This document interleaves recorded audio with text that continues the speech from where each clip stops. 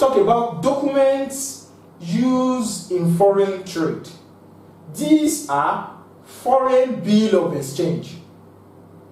This document is only issued if payment cannot be made immediately. We have letter of hypertension. It is a letter of authority or document given to a firm or institution, that is, shipping company or railway, to retain property, that's goods, in their possession if hire or a client failed to fulfill its obligations or pay its fare. We also have shipping notes. It is a document that contains the details of the goods to be transported to a named destination. We also have documentary credits. It is a form of credit granted by bank to importers. It occurs when an importer asks his bank to assist him to pay for goods he has brought from abroad. We also have quota. It's fixing of the specific number of goods to be imported or exported per period. We also have embargo. It occurs when the government entirely stops or places a ceiling on importation of certain commodities. We also have license. A government may compel importers or exporters to obtain licenses before importing certain goods. Now let's talk about reasons for tariff imposition. These are to protect infant industries, to enable our improved national defense, to prevent dumping of foreign goods, to raise level of employment and income, and also a source of revenue to the government. Now let's talk about customs authorities. It is a government department charged with the power to monitor and control the movement of goods into and from a country and collection of custom taxes. Functions of customs authorities. It checks imported and imported goods, collection of duties and taxes.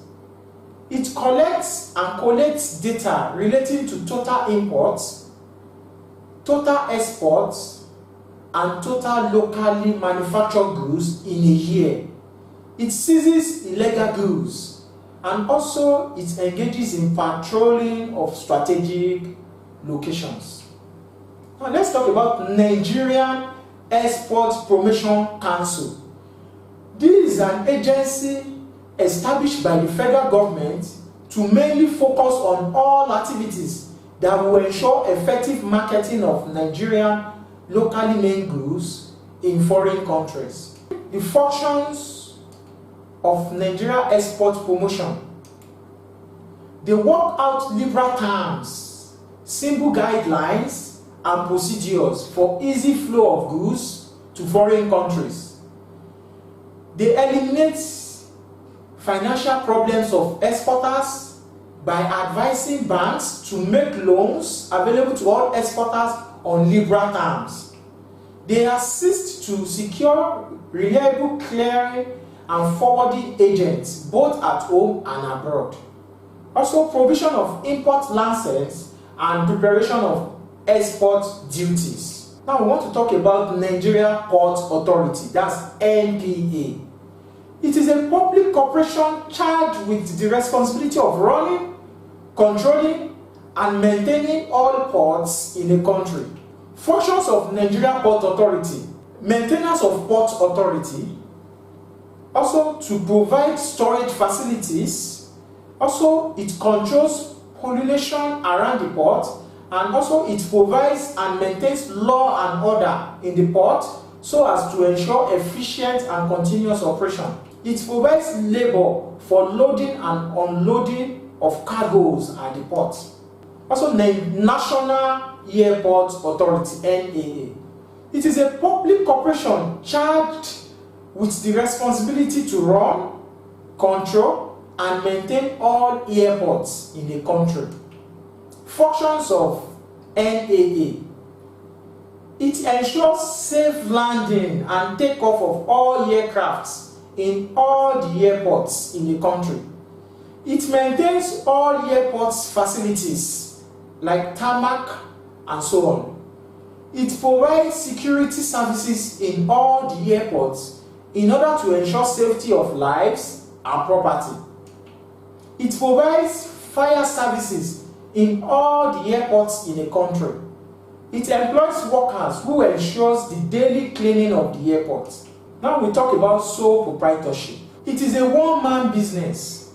It is a business unit that is owned and controlled by one person. Sources of capital to sole proprietorship: financial aid from parents and relations, loans from friends and well-wishers, loans from banks and other financial houses, hire and credit purchases, advance payment by clients or customers. Advantages of sole trading business: it is easy to form because it has less legal restrictions. It doesn't require heavy capital outlay. It works at its own pace.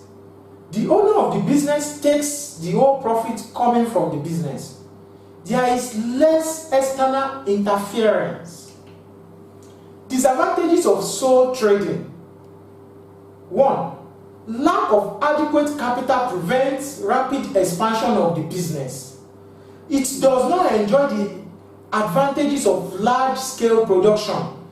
If the business fails, it will pay all debts incurred.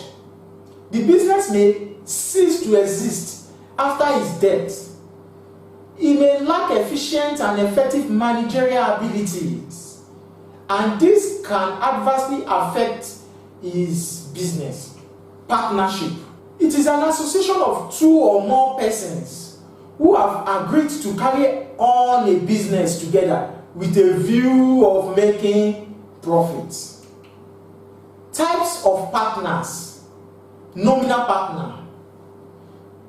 He does neither contribute money nor participate in the running of the business. He only allows his name to be used as the director of the firm. This may be due to his popularity and good reputation. Thus, he is given a portion of the profit.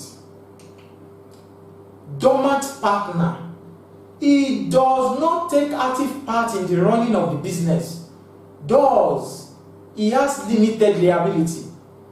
He only contributes money towards the establishment and running of the business and shares in the profit. It is also called sleeping or a limited partner. Ordinary partner. He formulates major policies and takes active part in the management, operation, and daily routine of the business. Thus, he has unlimited liability. Deed of partnership. Partnership is governed by a written agreement called Deed of Partnership. It clarifies the partners' positions and regulates their conduct. Sources of capital: financial aid from parents and relations, loans from friends and well-wishers, loans from banks and other financial houses, hire and credit purchases, advance payments by clients or customers. Now we talk about advantages of partnership. It makes it possible to raise a large capital through the partners. Partnership ensures efficient making of decisions. It ensures continuity of existence of a business. The partners share management functions based on area of specialization, and the affairs of the business are not made known to the public. Disadvantages of partnership: they cannot easily borrow money like public companies. There may be delay in decision making. All the ordinary partners are collectively responsible for the debts and obligations of the firm. Disputes and arguments between the partners or the debt of active partner can cause the collapse of the business. It does not enjoy the privilege of legal entity. Dissolution. A partnership may be brought to an end through two major ways. These are voluntary or involuntary. Voluntary dissolution. Dissolution is voluntary if the partners wholeheartedly agree to end the business. This may be due to the partnership deed expires, death of active partner, and so on and so on. Involuntary partnership. Dissolution is involuntary if a business is forcefully closed down. This is mainly due to insolvency. Now we want to talk about the concept of money. Money is anything generally accepted by the people of a country in payment for goods and services and settlement of debt. Evolution of money. At the beginning, money was not in existence. Its evolution was a very gradual process. First, people exchanged goods for goods, called trade by barter. Due to problems encountered in barter, people adopted commodities like cowries, shells, cows, etc. as a medium of exchange. These commodities had their peculiar problems like indivisibility and so on and so forth. Hence, the continuous search for better medium of exchange. Now we have metallic and paper money, which are called coins, currency notes, etc. Functions of money. It is used to determine the value of money, property, and services. It acts as a means of storing wealth for future use. It is used for making circulation. It is used for making calculation. It is used in keeping different records.